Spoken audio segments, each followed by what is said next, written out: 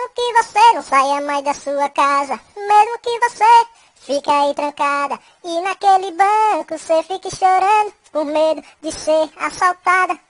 Mesmo que você deixe de passear e os seus amigos acham que tu vai estudar, tudo isso é medo, não guarde segredo, pois é, eu vou te roubar. Mesmo que você se mude de apartamento e fale que já foi assaltada há um tempo, 10, 20, 30 vezes, me fale que a última vez já vai fazer 2 meses. Um dia você vai se perguntar se eu não canso, vai pensar que eu já tô em outro canto, vai lembrar de mim e se perguntar por onde esse ladrão deve estar. E eu vou estar te esperando e você vai entregar relógio e celular. Sua carteira, aliança, pulseira eu vou tomar. Vou puxar quando você sair, então vai chorar.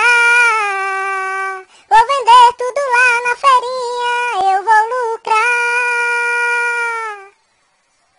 E tu chorando.